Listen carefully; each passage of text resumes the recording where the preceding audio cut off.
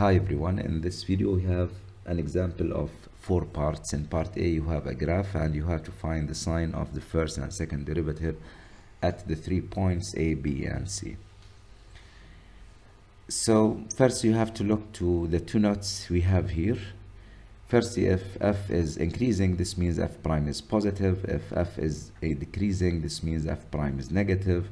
If f is concave up, this means f double prime is positive, and if f is concave down, this means f double prime is negative.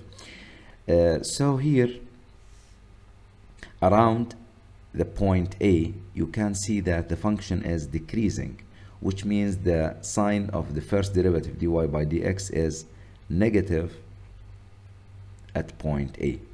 And you can see also that around A the function is concave up. Concave up means that the sign of f double prime is positive. Now this is the point A. Now what about the point B? With the same procedure, around the point B you can see the function is increasing, which means dy by dx is positive at the point B, and you can see also that the function is concave down, which means the second derivative will be negative at the point B. Now the point C, around point C the function is decreasing, which means the first derivative at the point C is negative, and the function is concave down around the point C, which means f double prime, or the second derivative, is negative also. Now with the same procedure in part B, you have to find the sign of f prime and f double prime for the point M, N and R. So a quick look for the graph. You can see around M the function is decreasing, so f prime is negative, and the function is concave up around the point M, which means the sign of f double prime is positive. Now what about the point N? Around the point N the function is increasing, which means the sign of f prime is positive at the point N, and the function is concave up, which means that f double prime is positive at the point N. Now again, what about the point R? As you see from the graph, around the point R the function is decreasing, which means f prime is negative, and the function is concave down, which means f double prime is negative also. So this is the idea of the 2 parts A and B.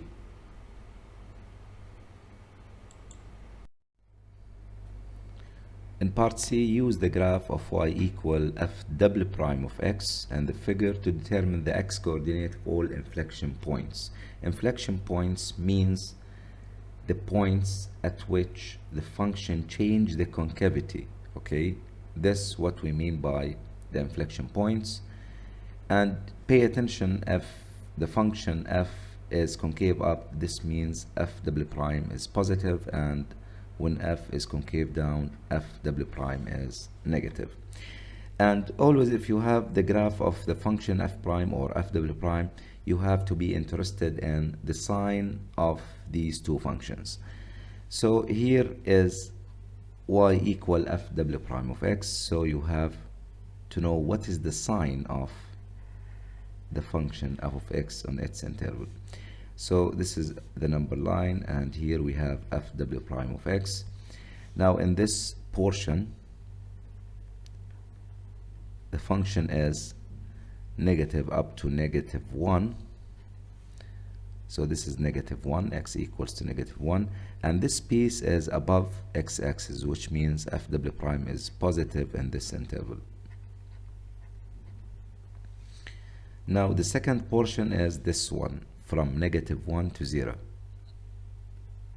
and this portion from -1 to 0 is below x-axis, which means f double prime is negative in this interval. Thirdly, we have this portion from 0 to 1. So this is 0, this is negative 1, this is 1. So from 0 to 1, this portion is above x-axis, which means f double prime is positive in this interval. And for this portion from 1 to 2, the function is below x-axis, which means from 1 to 2 f double prime is negative. And finally we have this piece of the function f double prime, and this piece is above x-axis, which means it is positive. So the function f will be concave up here, concave down here, concave up, concave down, concave up. And x equals to negative 1, f double prime is 0. When x equals 0, f double prime is 0. When x equals 1, f double prime is 0. When x equals 2, f double prime is 0. And since you have to find the x coordinate of all inflection points, you have to see the change of concavity of the function f of x. So x equals to negative 1. Here we have a point of inflection, and here also x equals 0, we have a point of inflection.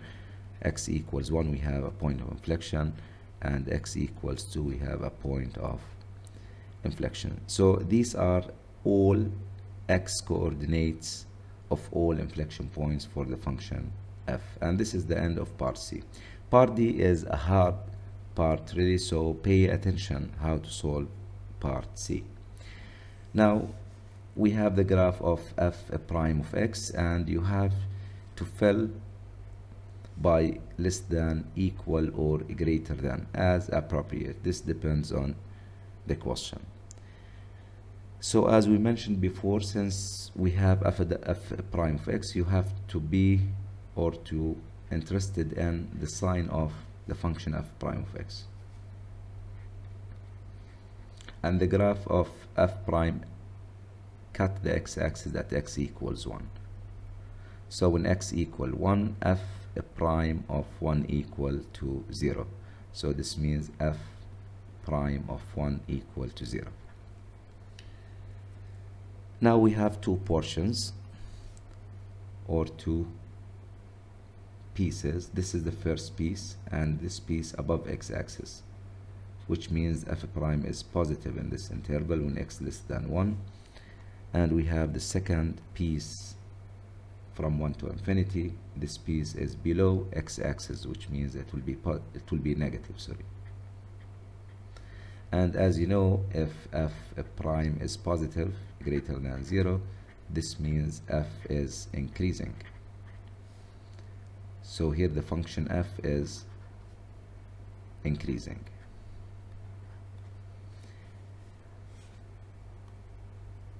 And if f prime is less than 0, negative, this means f is decreasing.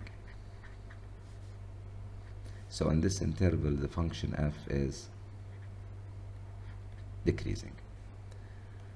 Okay, I will start with the first one, part A. You have to compare f of 0 with f of 1. So the location of 0 here, x equals 0, and this is f of 0. We don't know what is f of 0, but you have to compare the values of f of 1 and f of 0, and this is f of 1. And as you see, since f is increasing, this means that f of 0 is less than f of 1. Now you have to compare f of 1 with f of 2.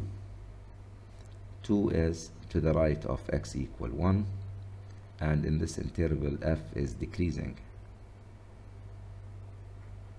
And as you see, f of 1 is greater than f of 2. Now in part C, you have to compare f prime of 0 with the number 0.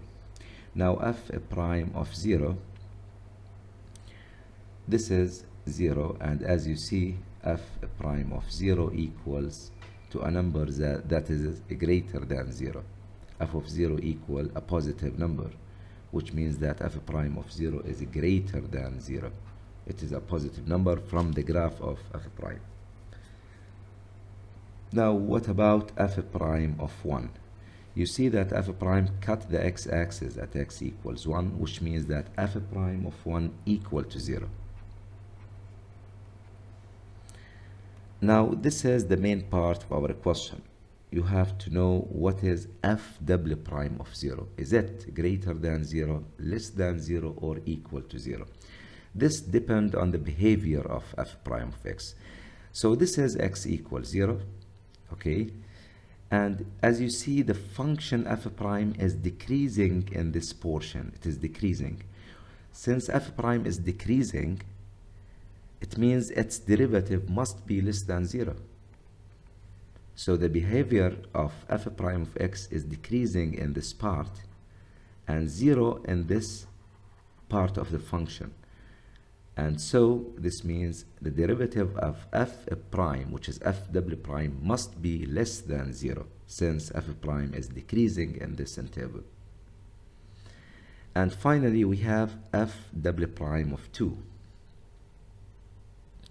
And as you see from the graph, this is 2. And as you see, we have a horizontal tangent here. We have a minimum point for the function f prime.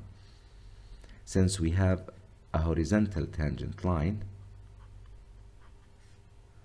this means f double prime equal to 0.